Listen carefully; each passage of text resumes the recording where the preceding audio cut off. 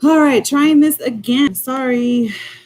I don't know what happened. For some reason, the last live I just tried had the comments turned off, so it is now on. So I'm gonna give everybody a few minutes to hop back on with me. Thank you guys for being patient. Sorry, I'm not sure what happened, but the chat was not working, and I needed to make sure the chat is working so you guys can participate with the giveaways. All right, good. Okay, good. So it does look like I have it on now. So I'm gonna give everybody a few minutes. I was actually on time today, but then my chat was off. So just want to make sure everybody is signing back on. Let's hop over. Let's see. And I'm gonna just go on. I'm just gonna give a brief description of what we're doing today. Hi everyone. Thank you for joining me on my YouTube channel, Baddie Babkins Presidential Fun Facts. So if you haven't subscribed yet to my YouTube channel, make sure you do today. I'm actually doing a live right now on President Fun Facts. We also have some giveaways, which is going to be, some is going to be for the white hoodie that I am wearing now. B for Baddie Babkins, okay? And so if you haven't yet, make sure you jump on, go to YouTube. It may be hard to find me, Baddie Babkins Speaks, but the link is on my Instagram bio link. So make sure you click on there and hop on over to check me out. We have a lot of stuff that I put together for you guys today. So let's make sure that we have enough people to do the competition. Everybody that is going to be participating, there are going to be a couple of rules. Once you get one of the raffle giveaways, I want to make sure everybody has an opportunity to participate. Also, because I have limited supplies, so I can't give everybody something. But we're going to be doing a combination of hoodies, Baddie hoodies, and my healing bracelets. Some of them will have the pretty evil eye that I have, or they can be made of jasper or gemstones and other things that I have stored away. All right, so let's see. Is everybody here? Everybody can hear me good? Is the volume good? Am I loud enough? Okay.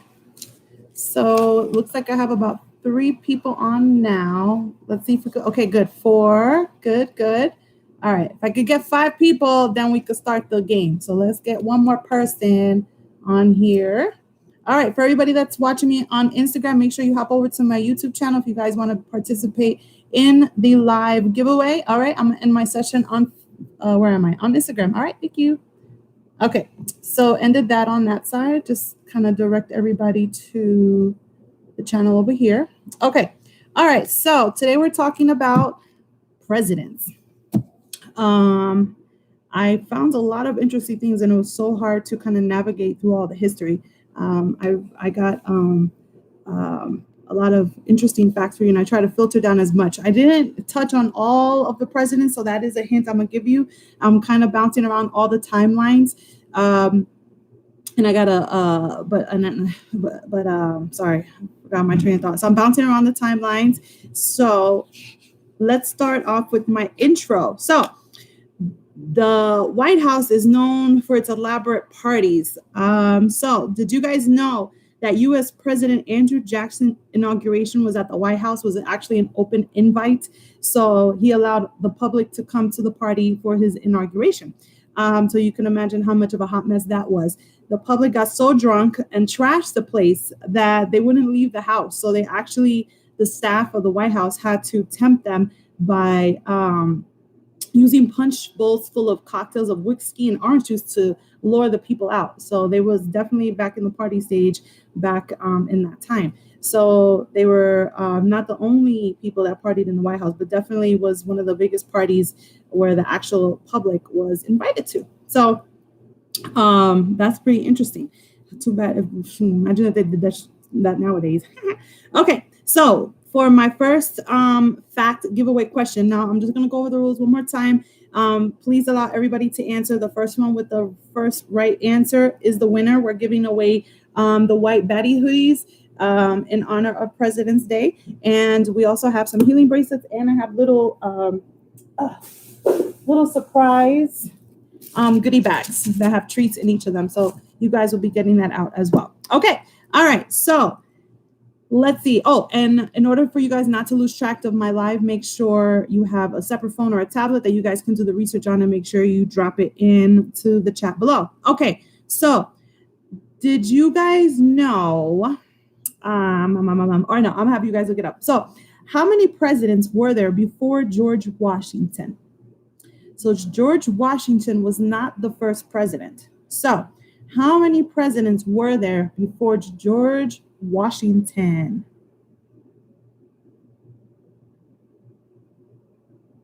George Washington was not the first president. So who was? Not who was, how many? Just tell me how many. Nope, he was not the first one. We had somebody before he was. Look it up.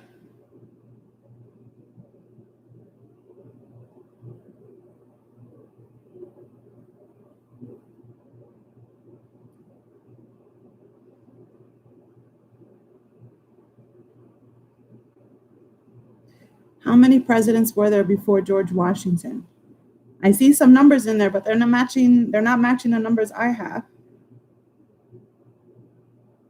How many presidents were there before George Washington?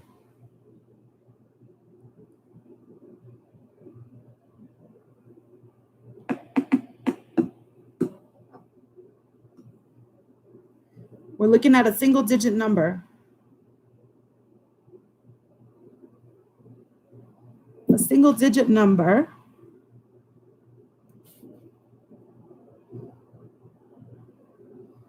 Okay, it doesn't look like anybody's getting the answer right. Do you guys want the answer? I have one person that answered who has a number close to mine, but let's see, because everybody's got all over the place answers. We have 8, 14, and 45. So the closest answer is 8, but I actually found that there were 7 presidents before George Washington. There were 7 presidents during the Articles of Confederation before the Constitution was signed, and George Washington was actually the first president under the Constitution of the United States. The 7 presidents that were in office during the Articles of Confederation were the following. George Hanson, who was president for 2 years from 1781 to 1782. We have Elias Boynenot, I don't know how you say his name, in 1783. Then we have Thomas Mifflin in 1784, Richard Henry Lee in 1785, Nathan Gorman in 1786, and Arthur St. Clair in 1787, Cyrus Griffin in 1788. So we have 7 presidents that were in office before George Washington. Now, the reason why I thought it was important to put this out there is because I had no idea that there were 7 presidents before George Washington. I exclusively remember there only being all about George Washington and him being the co-founder, of the United States under the Constitution, which is technically correct. But before that, there were 7 presidents in office before the Constitution was written. And the reason why that did not last too long is because the Articles of Confederation failed because it gave too much power to the individual states, and they couldn't agree on topics. So if you can imagine all the states as they do now, I mean, we all have, if you look how history went from back then to now, everybody does have their own kind of state laws, but federally we all have the same laws. But it didn't work out for them back then in the 1700s during the Articles of Confederation. So George Washington became the first president under the Constitution of the U.S. with the history, and with history forgot about the 7 people prior to him. So unfortunately, if you guys can find me the 8th person, the correct answer is there were 7 presidents in office before that. Okay, so let's try on the next giveaway question.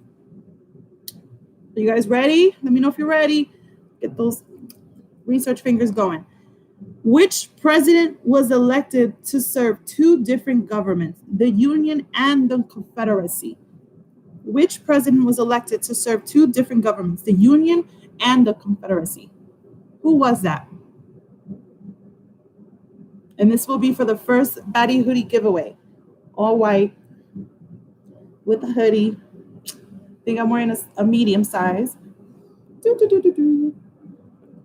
Nice and warm. I buy them in men's sizes, so they are oversized because, the women ones are kind of too tight. Who was the first president to be elected by two different governments, the Union and the Confederacy? And excuse me if I'm not saying Confederacy right, but y'all know what I'm talking about. Nope, that is not the correct answer. Which president was elected to serve two different governments, the Union and the Confederacy? Let me know if you guys need a hint. This is for the first Baddie hoodie of the evening. Which president was elected to serve two different governments, the Union and Confederacy? Now, this was definitely back in the 1800s. So make sure you guys are looking in the right time zone. Not time zone, but the right era. Excuse me.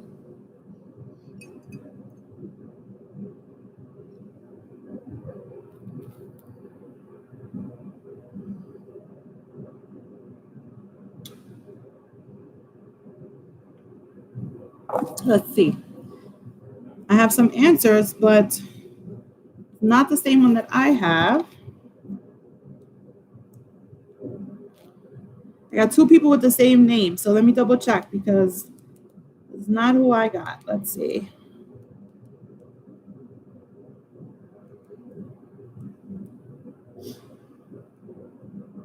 It was not Franklin D. Roosevelt. It's not the right answer. This was in 1840. We're looking at 1840, guys.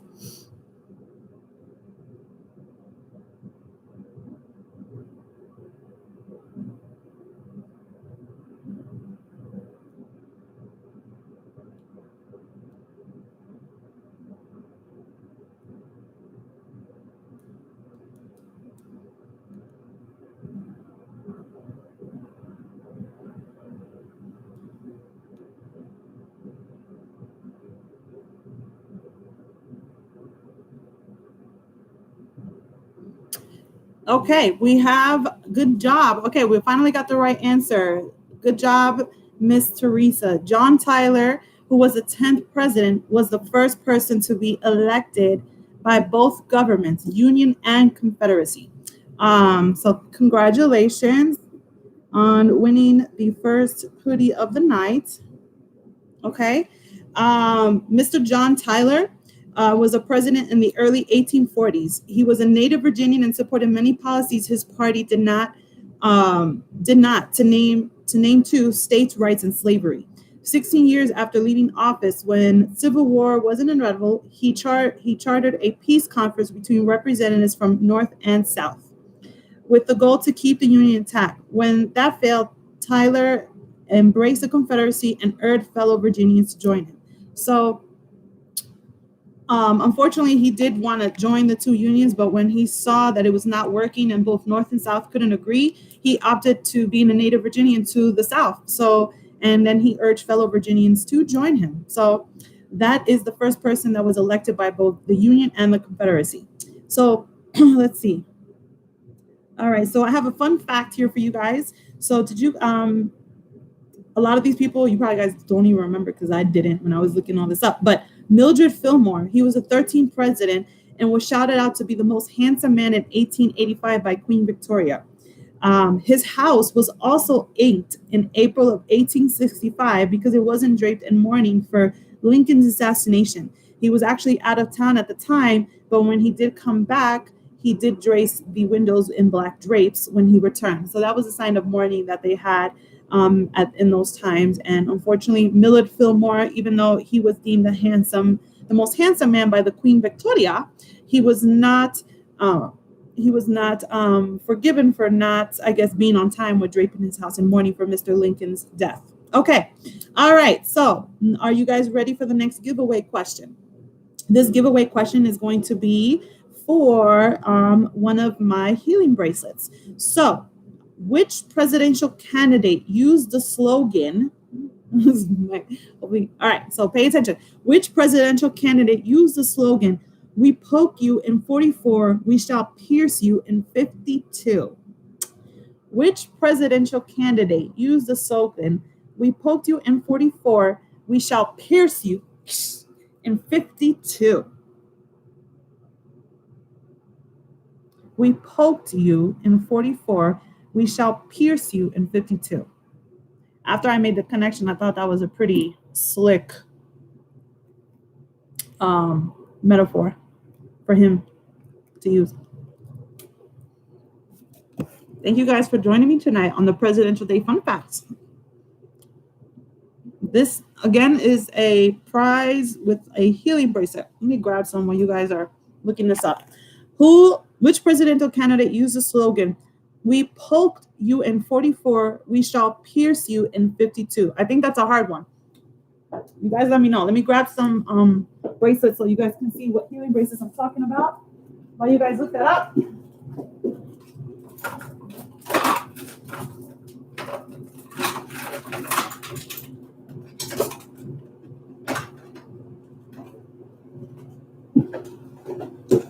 Okay.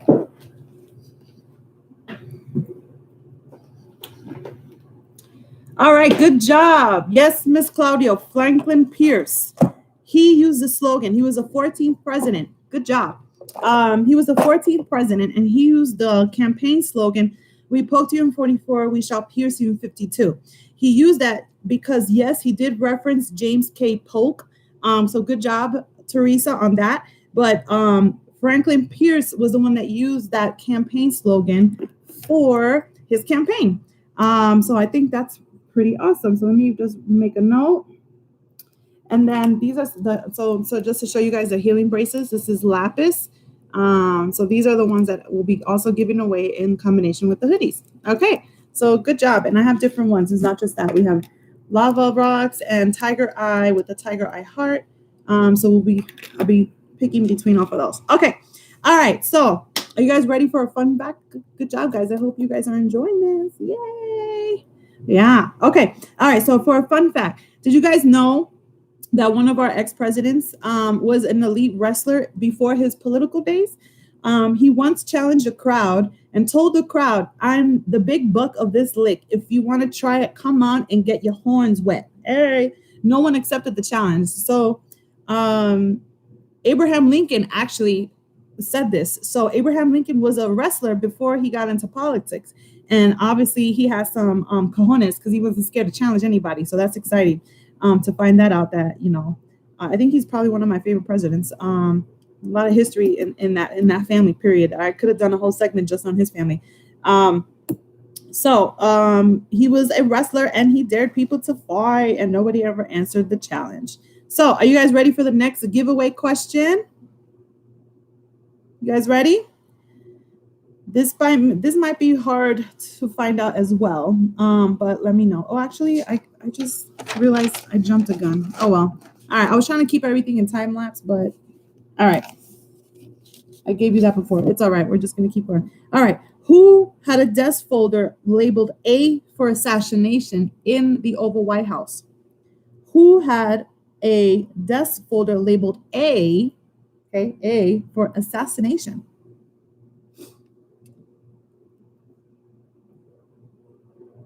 Who had a folder in their desk at the Oval Office labeled A for assassination?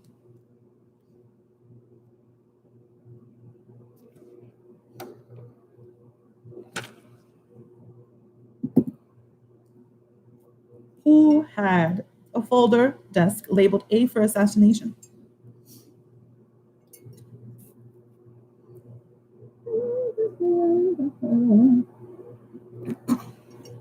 Let me know if you guys want a hint. Nope. John Wilkes Booth never was in the Oval Office as a president.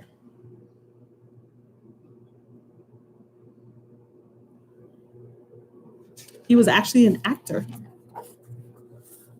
And we'll talk about him in a second. Yes, Abraham Lincoln. Congratulations, the legend. 1608. You'll have to let me know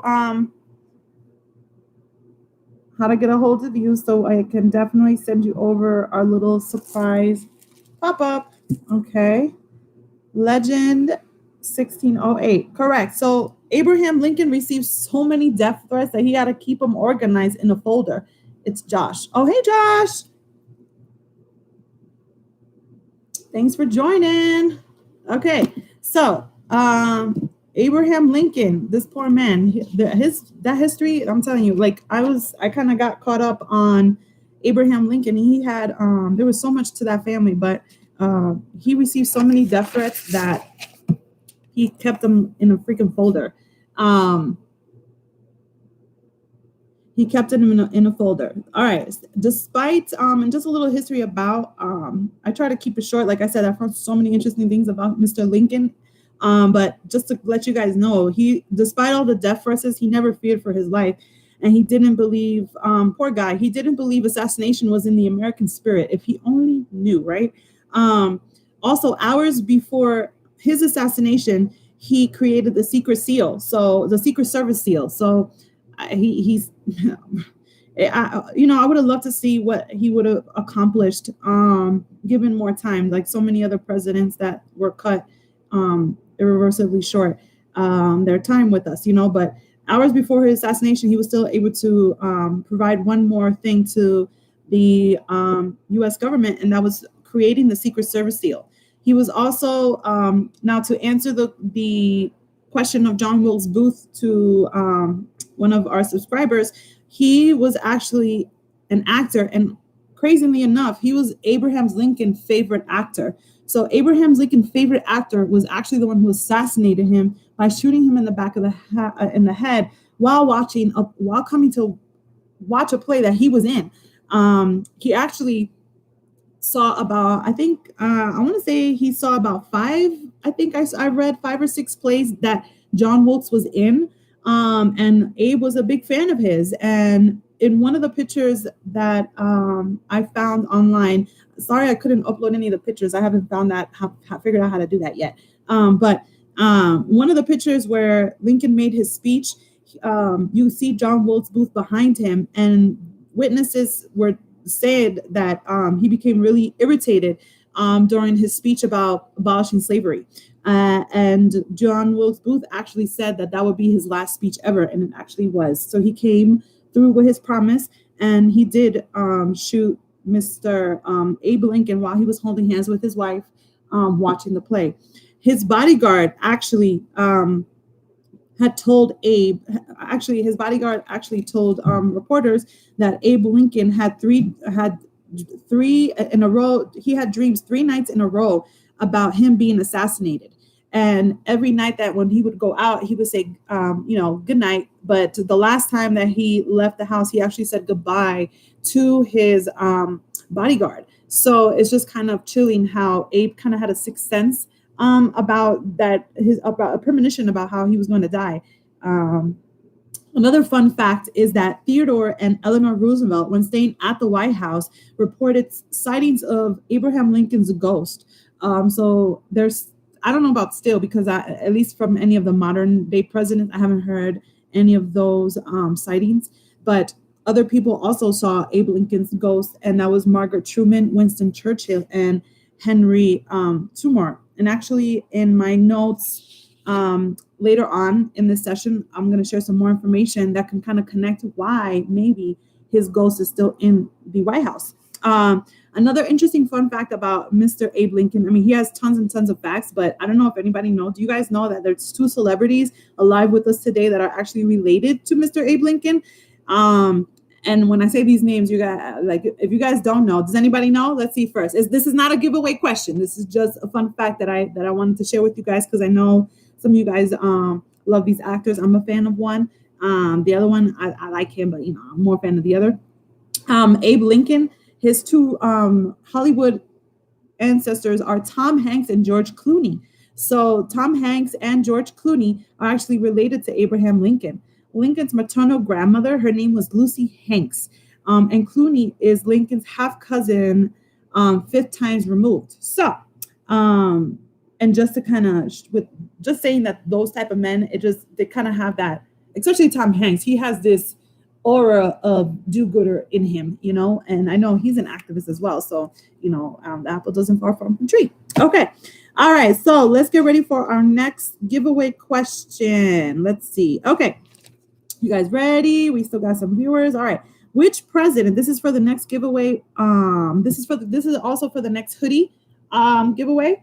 Which president signed the Postal Service Act, making it illegal for postal officials to open anyone's mail? So who signed the act making it illegal for the post workers to open up our mail and making it a felony charge? Who did it? Who did it? Who did it? Oh man, I threw myself off with my notes because I didn't start in order, but it's all good. Who signed the act to make it illegal to open up our mail? Who made it illegal?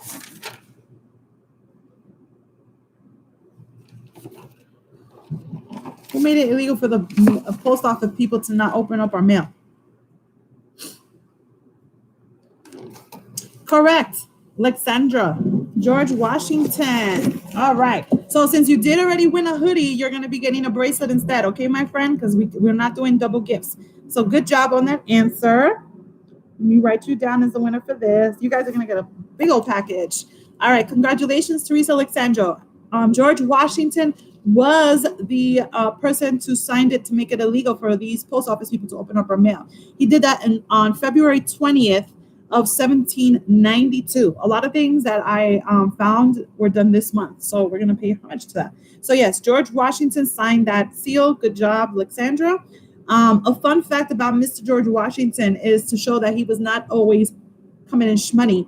He actually had to borrow money to travel to New York to be inaugurated as the first president. Also, did you guys know that one of his bodyguards was Native Americans?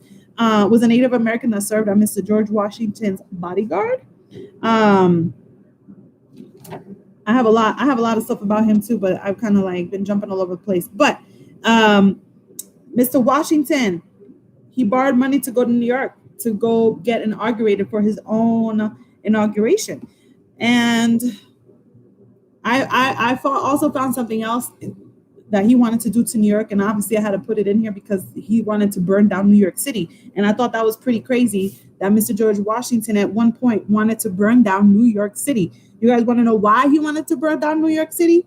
In 1776, he wrote a letter to a relative that he feared New York would furnish the British with warm and comfortable barracks, sheltering the Royal Navy. So he was worried that New York would be the open airway to allow Britain to come in and, set up shop and technically invade. So, which is good that they didn't, but, I'm also glad that he didn't burn down New York City.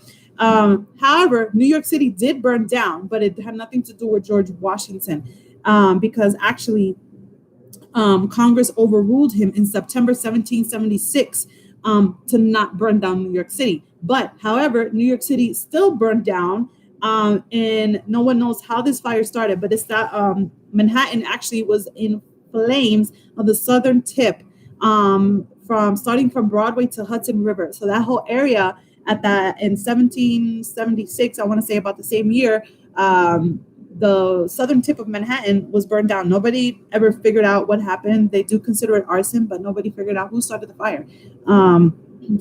So those are some fun facts about Mr. George Washington.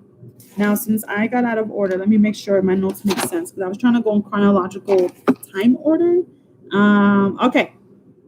Is this the right way? How are you guys liking this? Do you guys like this topic? Am I going too fast? Please let me know. Please let me know. Are you guys finding this information? Have you guys heard any of this stuff before?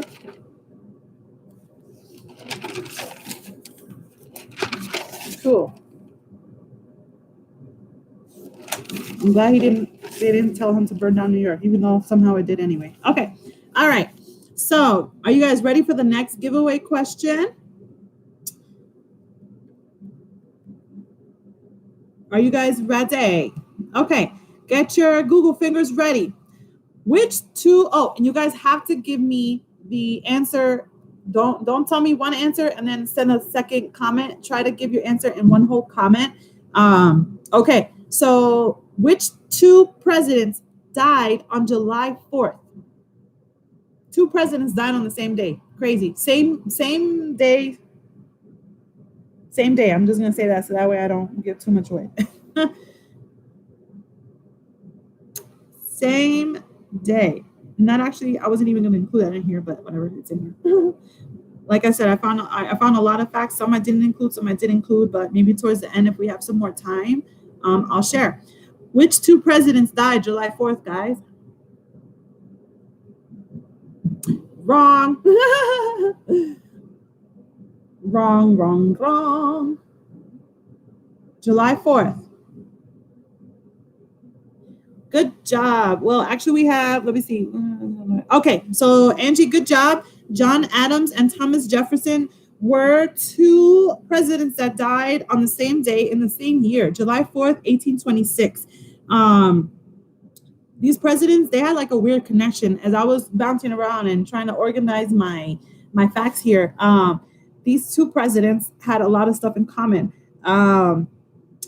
They both shared a letter of religious beliefs. I am going to go into what those beliefs are here in a second. Let me just write down the winner of this question. All right, Angie, you will be getting a white hoodie. Okay. So congratulations. Okay, so let me make sure on this side, my fun facts got mixed in with my giveaway questions. So let me make sure. Giveaway, fun facts. Okay. Okay, these are all fun facts because I was like, oh my God, this stuff is so exciting. I just want to share. All right. Okay.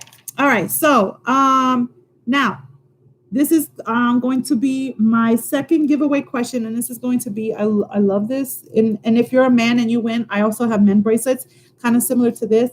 I don't know if you guys, let me see. This is a lava rock and tiger eye bracelet with a tiger's eye heart.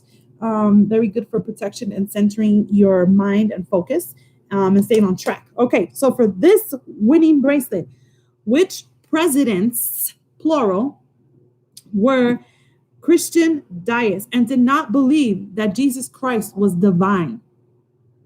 I want three names, guys. There's three names that at least I found.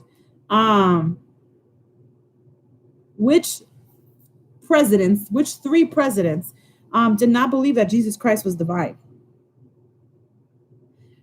Let me tell you, all these presidents, they had so much information. It was so interesting. Like I have literally about 5 to 6 pages worth of stuff. It was really hard to kind of focus down. I definitely did focus on the older presidents in some of this material, but I mean, I could definitely do. I mean, if I would have had more time to prepare, which maybe we'll do that next year, we'll do one president each day of the month, because like I'm telling you that these guys have a lot of history. They stood for different things. They believed in different things, and a lot of them had points of view of what would affect us as the people after they were gone, and us being the people that are here after they are gone, to know that their concerns back then and seeing what's happening now is so crazy. Like I wish, they'd probably be so upset. All right, let's see. We got, okay, kind of, you got one on my list that you got, the legend, Thomas Jefferson is one, but the other two are not the ones that I found. Now I could be wrong, but let's see. Let me look it up. But there was 3 distinct presidents that did not believe that Jesus Christ was divine.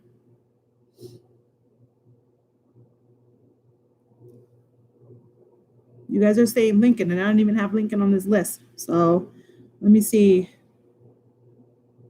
Washington and Jefferson are 2 that I have. You guys are missing one more.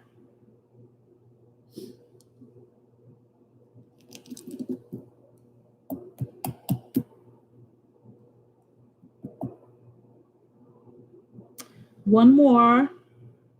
Washington is 1, Thomas Jefferson 1, and I have a Third one, and I just gave you guys a hint before this. The hint was in the question before this one. Do you want the hint? Well, I already gave you a hint, but could be, but no, we're talking about the past presidents. Which three presidents believed that Jesus Christ was not divine? I hear my kids up there. Hopefully they're not killing each other. Okay. Do you guys give up? I didn't find that on Lincoln.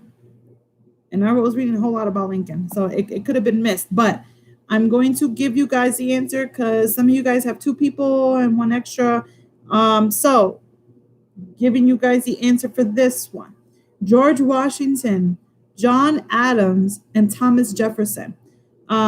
Now, in the question before, I did let you guys know that they shared, John Adams and Thomas Jefferson did share a lot of religious beliefs. Hence the hint going on into the next question. George Washington, John Adams, and Thomas Jefferson. Now, I found a lot of interesting things about Adams and Jefferson. They had a lot of the same point of views, political, traveled to places together, and all this stuff. So I just wanted to let you know that one of these three people, I found a fact that John Adams did as well, but I think it was a fake fact. But Thomas Jefferson definitely did what I'm about to tell you guys. So Thomas Jefferson actually rewrote the Bible. He rewrote the Bible, and what he did was, now if you guys heard what the question was, did not believe that Jesus Christ was divine. He rewrote the Bible, a New Testament, under the Jefferson book, right? That was his book. He removed all the major scenes, like the resurrection, the miracles, like examples turning the water into wine. His Bible focused on Jesus as a man of morals and a teacher of truths without the help of miracles or supernatural powers of God. He actually, there's I should have wrote that down. Look at my notes. I got mad notes. Like I had no space to write anything else here, guys. You can see that? But I forgot what museum has the Bible that he actually, with a razor, he cut out all the parts in the Bible where Jesus performed a miracle. So this guy definitely had a problem with believing in miracles, so much to the point that he actually rewrote the Bible in his version. So he was, depending on what side of the scale you are on religion, and what your religious beliefs are, that's to some it could be blasphemy. To some it could just show more proof of how the white man, did what they did back in the day. And it was, unfortunately, he took it. I'm sure that the people that believed in the traditional Bible were insulted by this, of what he did back then, but Thomas Jefferson wasn't all that loopy, or bad. He was actually the first, he wasn't the first president, I believe, but he did propose to end slavery back in 1784 in all territories. So even though he did not believe in the divine, he did believe in injustice. So Mr. Thomas Jefferson did propose to end slavery before Mr. Abe Lincoln was even in the picture. And guess what? It's even crazy. He lost the bill by one vote in Congress. By one vote in Congress, he lost the bill because one fucking person in Congress decided to vote no on ending slavery. So back in the 1700s, all that shit could have been squashed if that one person would have voted yes. Who knows what happened, if all that got changed around. Well, I'm not going to jump ahead, but I'm going to keep going and you guys will see what this is about. I also found that 10 out of the first 12 presidents were slave owners and only 2 weren't. Now, if you guys remember how I just was sharing some information about how John Adams and Thomas Jefferson shared a lot of political views. Well, John Adams and father and son, so John Adams and his son, John Quincy Adams, were 2 presidents that did not own slaves. And Washington, guys, George Washington rotated his slaves in and out of Pennsylvania in order to circumvent a law that freed the slaves being held in a state longer than 6 months. So he was trying to rotate slaves every 6 months to be like, all right, the expiration date on these people expired, so I'm gonna go ahead and let them go, and then I'm gonna bring in the next batch for the next 6 months. Um, it was illegal to do that, but who's going to tell him no? Like, who's going to tell Mr. George Washington, hey, you can't do that? Like, it's against the law. So shit, he did what he wanted. He thought he did what he could do in his best at that time. Now I did want to dig in and how he treated the slaves, but like I said, I didn't want to. I tried my best to focus a little bit on some of the presidents that I did that did stand out to me. But in honor of the month that we're in, I was thinking about doing a follow up on Black History where I can probably bring up more of these things to light. So it was illegal for him, but he did it anyway. So shout out to George Washington. He did what he tried to do, which was, I mean, he could have not owned anybody, but whatever. I mean, he still did. But he rotated his slaves in and out of Pennsylvania every 6 months, so that way they couldn't be in slavitude more than that. Jefferson. Something interesting that I also found was that Jefferson also thought that the Constitution should expire every 19 years. So Thomas Jefferson thought that the future people should not be held in regard to the Constitution that was laid out for the people 19 years prior. So I think he was probably one of the only presidents, I'm not sure, that thought it was important to not bind the future generations to a document that was set for them way before their time, which could make sense as why they have amendments. Washington also shared in the futuristic point of view that there should be no political parties because he believed that it would separate the states and cause a divide. Now, that for me, I thought it was futuristic because we're talking about 1700s, you know what I'm saying, when they owned slaves and all this stuff. And the fact that he believed in not separating people more by, hey, you believe in this and you believe in that, he wanted everybody to be one. And because he foresaw that later on in the future that that can cause a big split between the states. And if you guys know your history or remember some part of your history, you guys did see that was true. We are divided, I'm not going to get into the specifics of the current stuff right now, but we are divided. Okay, so moving on. Now, I did jump around, so let me make sure. Like I said, I was trying to stay in chronological order, but I kind of went all over the place. So maybe next time I'm going to type my notes, but I'm like old school. I like handwriting shit, so sorry. Okay, let me see. Okay, so I think I am in the right place. Okay, are you guys ready for your next? Oh, good. Yeah, see, so I have more stuff. Okay, good. Okay, are you guys ready and we're good on time. Are you guys ready for the next giveaway question? This giveaway question is going to be for a goodie bag that I have. You guys ready? Who was the first Black presidential candidate? Who was the first Black presidential candidate? Who was that? The first Black presidential candidate.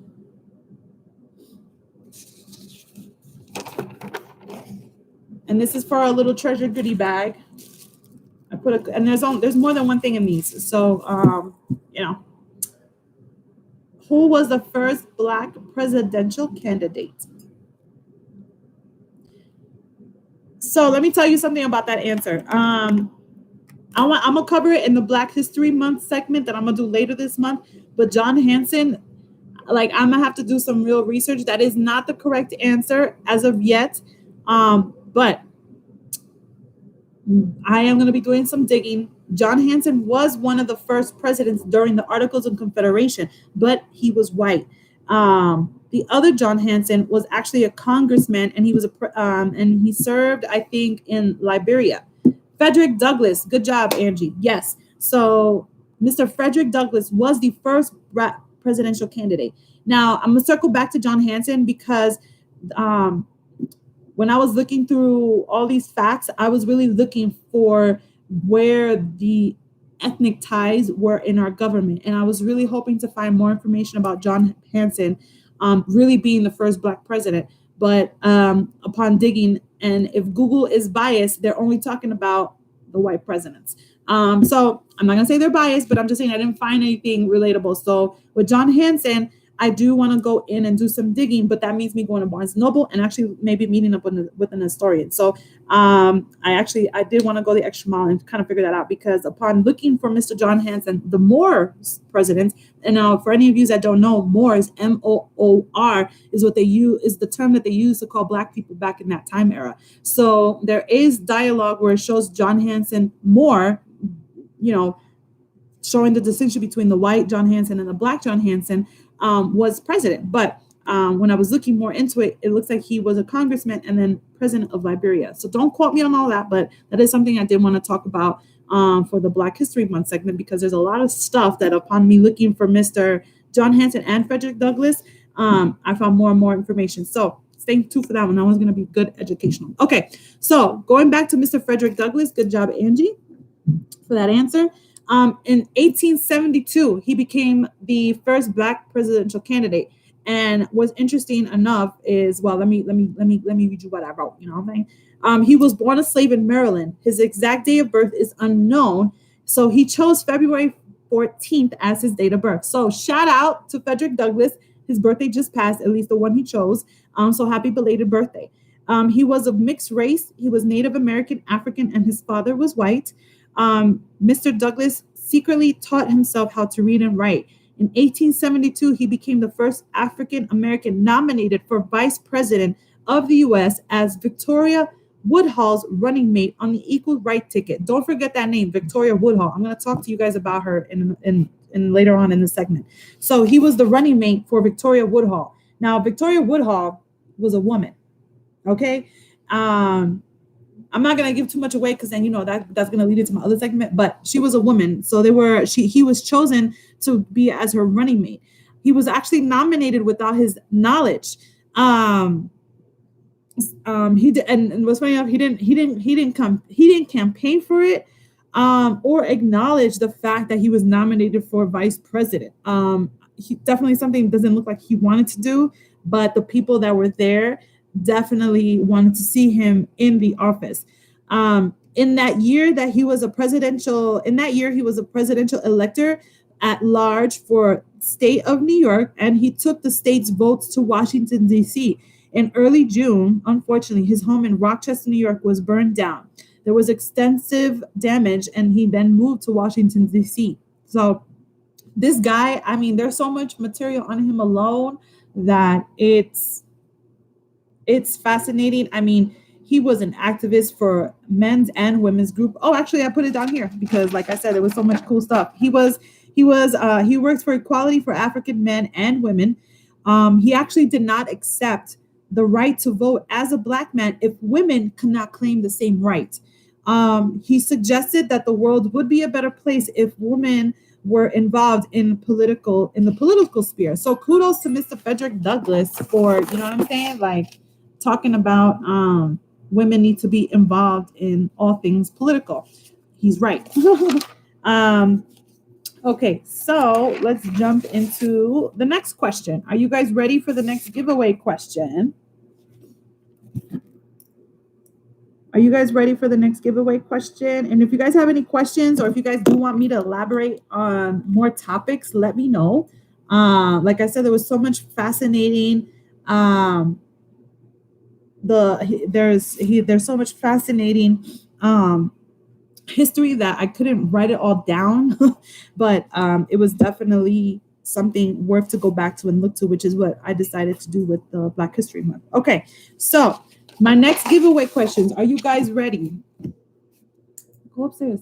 No, go upstairs. Sorry, that's my kid. Okay, so who was the first biracial president? Biracial. This might be an easy one. Let me see. Who was the first biracial president? And this one will be for a Baddie hoodie. Okay. And I got these in all sizes: small, medium, large, extra small, and XXX. This is probably, let me lower the camera. It's very cozy. I'm sweating in my basement. And this will be the last time you guys see this Valentine's Day background, because it is over. All right. Who was the first biracial president? Oh my God. Nobody knows?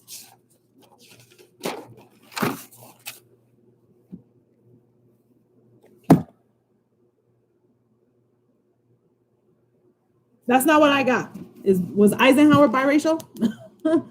Let's see.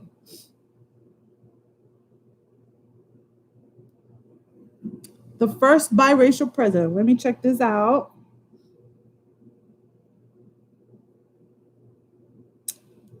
Let me see.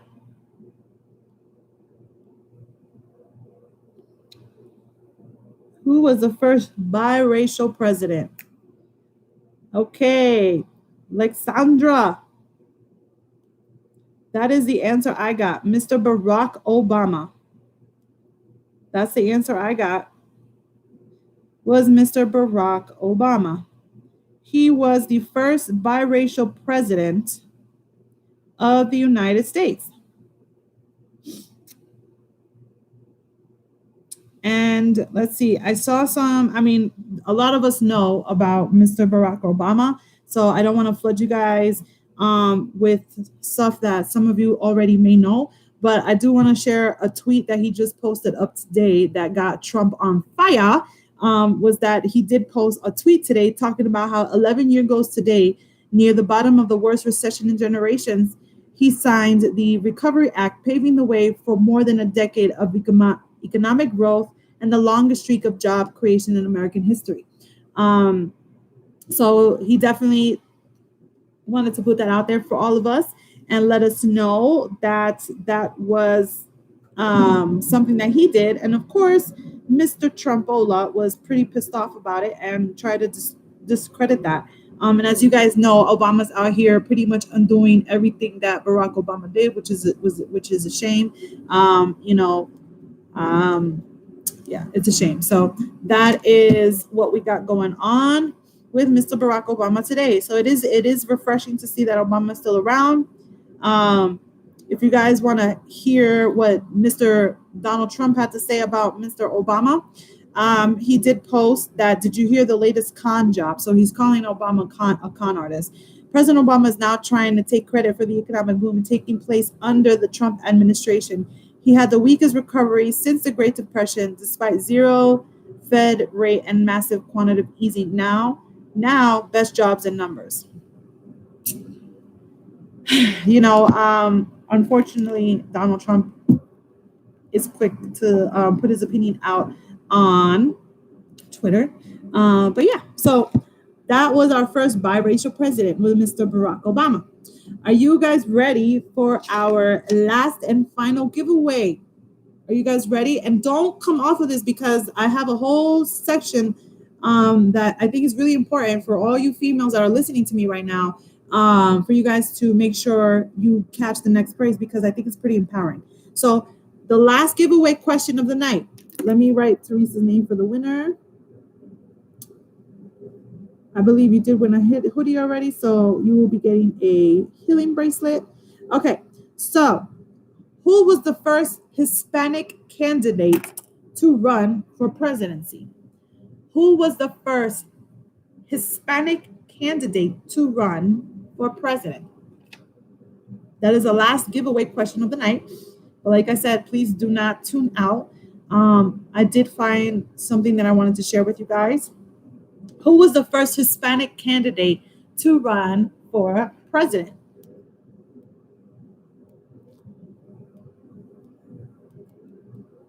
Who was the first Hispanic president? I'm sorry, Ben Fernandez. Ben Fernandez was the first Hispanic candidate to run for president. Unfortunately, he did not win, but he did try to run for president 3 times in 1980, 1984, and 1988. He was also the guru fundraiser for Nixon and Gerald Ford.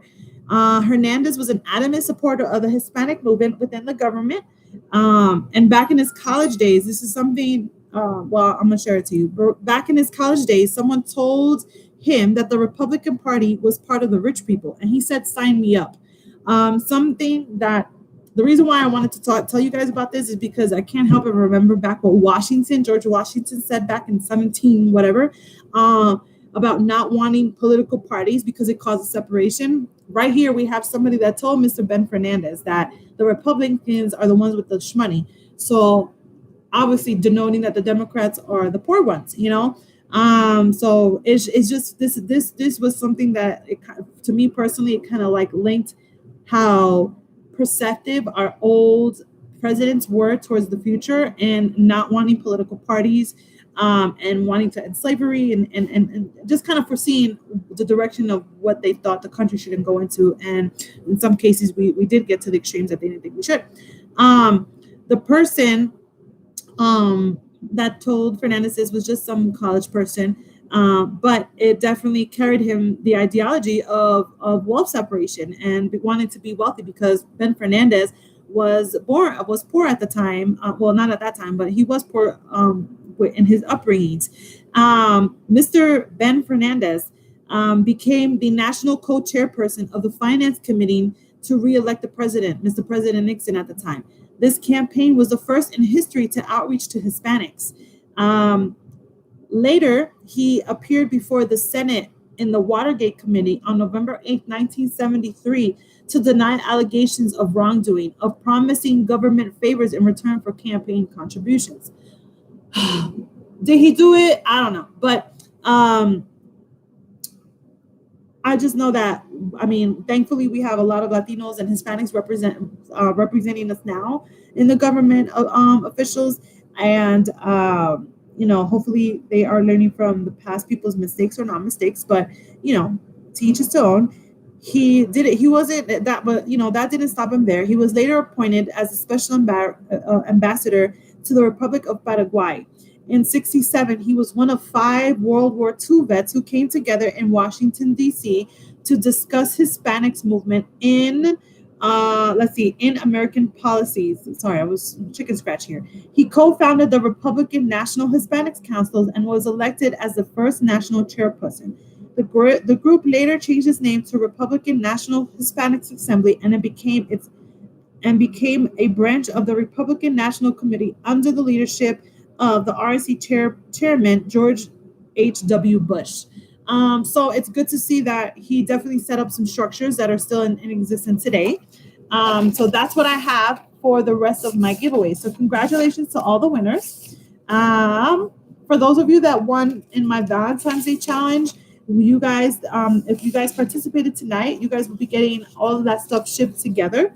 Now, before you guys go, there are some things that I wanted to share with you, especially because I thought it was important.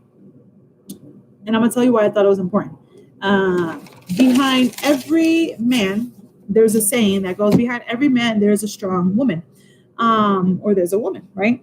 Well, upon my digging, I was like, I was looking at all this fantastic information about all these men, and I was like, well, where are all the first ladies at? Where are all the first ladies at? Like, where are they at? And behold and behold, I went searching and I found a lot of stuff, and I thought that I should add it into the segment. A lot of these women were not official presidents, but some of them were nominated, some of them had the voice to act for it, and some of them had to pretty much take up the role because their husbands were terminally ill. So I just wanted to share a couple of things with you guys. So one fun fact that I found. Now, do you guys remember the name Victoria Woodhull that I talked about with that was the running mate for Frederick Douglass? Well, she was actually in 1872, she was a women's suffrage activist, Victoria Woodhull. She became the first female candidate nominated for president of the U.S. nearly 50 years before she was able even to vote for herself. Okay, take that in. I don't know if you guys get excited like I do, but she was the first woman that was nominated for a presidential campaign in 1872, 50 years before she was even able to vote. Okay, her and Frederick Douglass, they worked together in the activist groups, and she was his running mate as for he was vice president. She was nominated as his president. But just the fact that back then there were people that forward thinking. The reason why I wanted to share some of these things is because I feel like during history in classes we weren't told everything. There were things that they were picked out for us to know and not know. And I think all these women are pretty badass. So the fact that she was nominated as, now can you imagine back in the 1800s we had a female president, like, to think about everything that would happen in the future, like who knows all the different possibilities that we would have had. Okay, so I have another fun fact for you guys. This one I thought was just pretty badass. It's about Teddy Roosevelt's daughter. Alex Roosevelt, daughter of President Teddy Roosevelt, was once in a car when a driver sideswiped them and called the chauffeur a. Go upstairs. Go ask your sister. Go upstairs. Well, then wait. Go upstairs. Okay, sorry about that, guys. So Alice Roosevelt, daughter of President Teddy Roosevelt, was once in a car when a driver sideswiped them and called the chauffeur a black bastard. Alex, she wasn't having that shit. She leaned over and shouted, "Shut up, you white son of a bitch." So I thought that was pretty cool because, back then, it's just nice to see that, and certain people were carrying on and holding it down for the black community back then. Okay, another fun fact. We're going into time. All right, we still got some people with us. Helen Harman, Nellie Taft, the wife of President William Howard Taft, was the first lady to own a car, smoke cigarettes, write her own memoirs, and openly support women's suffrage and ride in the inaugural parade. She's also the reason there are so many cherry blossoms in Washington. So she planted a whole bunch of cherry blossom trees, and I want to say thank you for that because I love cherry blossom trees. Okay, so yes, I just saw that I had a giveaway question here. Okay, are you guys ready? Are you guys still on? It looks like I did do a little bonus question for the women's part. If you guys are still there, hopefully you guys are still tuned in. Which two women were both wife of one president and mother to another? So there's two women in history that was married to a president and gave birth to a president. Who were those two women? Who was the two women? All right, if anybody is participating and guess this answer, I'll let you guys know what you won. But which two women were both wife of one president and mother to another? Mother to another. My chair keeps rolling back. All right. Which two women were both wife and mother to presidents? Do you guys want me to tell you the answer, or do you guys want to participate? Let me know. I might eat a cookie. Which two women were both wife of a president and mother to another? Give you guys one more minute. If I don't see nobody answering, then I'll just tell you. Mm-hmm. My tea spilled behind me on the downstairs.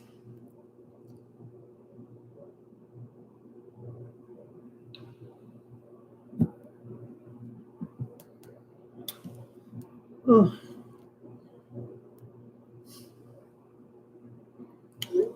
Okay. Francis Cleveland, I'm not sure. I'm going to give you guys the answer. I have Abigail Adams and Barbara Bush.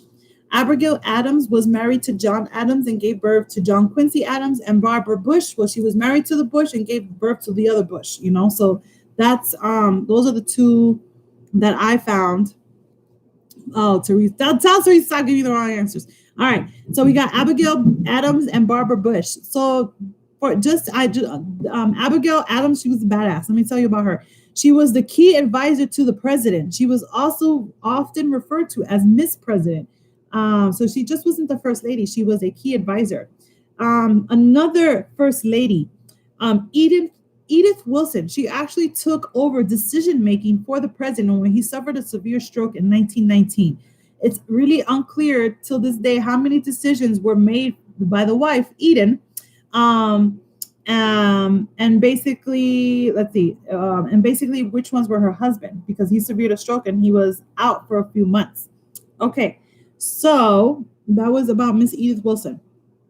So I found another badass lady that I found about. Okay, so another badass lady that I found out about that I thought was pretty cool was Eleanor Roosevelt. Eleanor Roosevelt, she was like a Renaissance woman in her own time. She was the nation's first lady blogger. Her column was called My Day, which she shared political views and facts about her personal life. Also, she had a weekly radio show and that held routine press conferences. So that was pretty dope. She also snuck out of the on a White House dinner with Amelia Earhart, and both of them flew over Baltimore. So that was pretty cool. Okay, let's see. Let me get over here. Okay, this is where it gets all crazy. All right. So something now, if you guys remember when I was talking about the Lincolns, I said that they're very interesting people. So the first lady, what was it? You said she was right? Okay, all right. Well, you still gotta get the ones I got. So it's Abigail Adams and Barbara Bush were the two that I have written down. Okay, so the first lady at the time, Mary Todd Lincoln. Mary Todd Lincoln, it was said that she was bipolar. She had a lot of deaths that surrounded her in her family. She lost her mother at a young age. She lost three out of her four sons. And of course, the most infamous one was the death of her husband.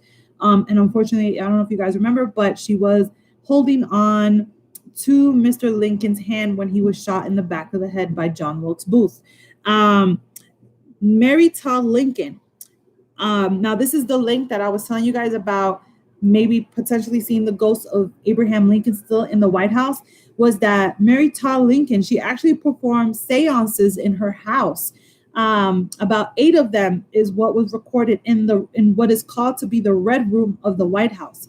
Now, she started the seances after her son's Willie death in 1862 February. So again, another February mark for this month is that her son died in February 1862, and after his death, she started performing seances in the house.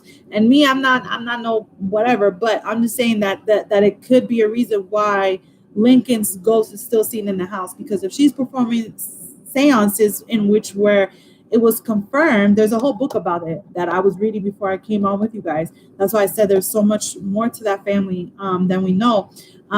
Is that she had communications with her son that passed in the house, so she would have these seances so she could communicate with her dead son. So it could be a reason why Mr. Lincoln's soul is still tied to that house. His ghost has been said to seen in the Yellow Oval Office and in the Lincoln bedroom. So that was pretty creepy piece of history that I wanted to share with you guys.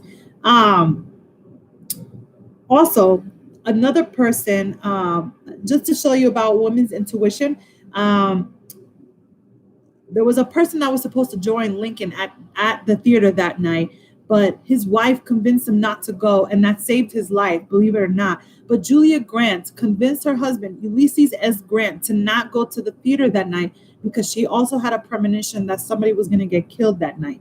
And luckily for him, she believed him because John Wilkes made good on his threat about killing Mr. Abraham Lincoln. And for those that you don't know, John Wilkes Booth attempted to kill Lincoln I think I saw 3 or 4 times before that night. So he tried several times to kill Mr. Lincoln, which could lead why he had so many premonitions and dreams about death. If only he would have listened and not go to the damn theater that night. But he didn't listen to his wife. Mr. Lincoln didn't listen to his wife because his wife had asked him to let's not go to the theater, because she also had a strange feeling. But because Mr. Lincoln was honorable, he said the newspapers already said we would be there, so we have to go. So they ended up going, and unfortunately, that was the last of it for Mr. Lincoln. Again, a shout out to the first ladies. You men should listen to the ladies more. Eliza Johnson, wife of Andrew Johnson, taught this man how to read and write. So if it wasn't to Eliza Johnson, he would not know what to do at the White House, because she taught him how to read and write when they were married. So I think that is pretty interesting stuff there. Okay, now I got a few more facts and then I'll let you guys go. I see that we're losing people here, so let's get this going. Betty Ford, known for her candid approach, she was in favor of equal pay, gun control, and pro-choice. She raised awareness of addiction, being the first lady to publicly talk about her struggles with alcoholism, and she also funded an alcohol and drug treatment center in California. So again, first ladies doing more than what is betrothed to them. So that's awesome.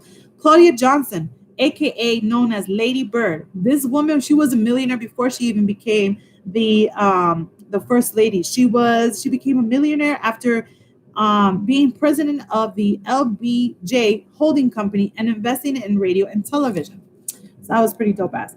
Then we have Rosalind Carter. She was accused of overstepping the bounds of first lady. She refused to bend to tradition and sat in cabinet meetings and was involved in activism and humanitarian efforts. In 1979, Time magazine called her the second most powerful person in the U.S. And she was not the president. So then we have Pat Nixon. She was the first lady to hold a graduate degree and wear pants in a public forum. So I thought that was cool. Hillary Clinton. Now, we all know who Hillary Clinton is. And some of us can actually remember her. Hillary Clinton, Senator of New York. She won a Grammy. She served in the cabinet as Secretary of the State, first lady to run for president, and be nominated by a major political party, and to have won popular vote in the U.S. presidential election. So those are some fun facts that I found about the first ladies of the United States. I do have some more topics that I wanted to talk. Well, at least one more topic that I wanted to talk to you guys about. And because, as you guys know, I am Baddie Babkins and my thing is fashion, and I'm just having fun with some historical facts. I did want to talk to you guys about fashion over the decades. So a couple of women were recognized for their fashion, and I just wanted to give them a quick shout out because, again, it was a lot of first. So Edith Roosevelt, I didn't have time to write these down, but let me share them with you anyway. So Edith Roosevelt, she was known for her modern style and feminine grace that she employed when Theodore Roosevelt was governor of New York, and continued as she was the first lady. Her personal style was geared towards femininity, as she was fond of lace and often greeted visitors to events at the governor's mansion at the White House, holding a bouquet of flowers in each hand. Eleanor Roosevelt was also known for owned a business in the 1930s, and few of the ladies which focused on stylish handmade crafts. Her style was usually feminine and often elaborate, but somehow never fussy. So shout out to the Roosevelts for the couture and fashion. Okay, then we have Mamie Eisenhower. Pink was not so heavily associated with women and girls until after World War II. Because pink was First Lady Mamie Eisenhower's favorite color, she was often seen wearing this now iconic color, which has speculated through the surge of numbers of pink bathrooms, wallpapers, and clothing items during the 1950s. Jackie Kennedy, y'all know Jackie Kennedy. She was definitely somebody that was known for her modern style. She was criticized during her husband's campaign for spending too much money on European clothing, and later as the first lady for allowing herself to be photographed in swimwear while on vacation. Chloe, whatever. So, back then that was all a little too risque. At the same time, she was revered for her elegant style and remains one of the most recognizable and influential fashion icons of the 20th century. Pat Nixon. Before the scandal that rocked the nation, Pat Nixon broke an important barrier for first ladies. She wore slacks in a portrait. I think I told you guys about that earlier. She wore slacks in a portrait, and for the most part, she wore dresses and gowns, but she was the first lady to publicly wear pants out here in the streets. Betty Ford, she was also all into fashion. She was a fashion model, and later she was and she was a buyer for a department store that gave her tools to express herself vividly via her clothing. This was before she became the first lady. All right. Rosalind Carter, she was known for her frugal elegance and she brought a sewing machine to the White House. And there was no denying that her style was, at least at the time, very glamorous indeed. Nancy Reagan, her favorite color was black, white, and red, and she usually wore at least one of her colors during the White House events and photos. Having been an actress herself as well and married to an actor turned politician, she was well poised to become a very stylish first lady. Michelle Obama. Now we all love, I love Michelle Obama's style. She was known for somewhat of a more casual style. Michelle Obama's style throughout her 8 years, people, as a first lady was also characterized by a clear love of vibrant colors, bringing life to the White House. Back in 2009, she came under some criticism for bearing her arms in the official White House portraits, but it became one of the hallmarks of her fashion style. They take it too seriously. All right, now Melanie Trump. We're not gonna, whatever. We're not gonna hate on Melanie Trump, but Melanie Trump was also under some criticism for her lavish designer outfits. Like many other first ladies, Melanie's wardrobe is clearly inspired by her past work in the fashion industry as a model. So unfortunately, she still thinks that she's, on the runway. All right. So that is what I have left over for facts about fashion with the first ladies over the years. Definitely progressed. All right. So I don't want to take too much of your guys' time. Thank you guys for staying in with me on this hour and 15-minute long session of presidential fun facts. Please let me know in the comment sections if you guys like suggestions or tips. I'll see you guys. I also have an update, but I'll update you guys on that later on this week. We are going to be postponing my Valentine's Day self-care pop-up due to my foot injury not being any better. And I'm not able to move how I want. So we will be postponing my Valentine's Day care self pop-up to some date in March. Tickets will still be on sale for that. We're just going to be moving the date. And later this month, I did want to see if I go over some Black History facts, Black History Month facts, since we are in the month of Black History Month, especially with all the stuff that I found out during the search of presidential facts and how intertwined that history is with all of our history. So again, thank you for joining me today on Baddie Babkins Speaks. I appreciate you guys. Let me know if you liked it. If you can, like and share the video. Subscribe, share with your people. Subscribe. And thank you very much. And thank you for joining me. Congratulations to all the winners. Bye, guys. Have a good night. Bye.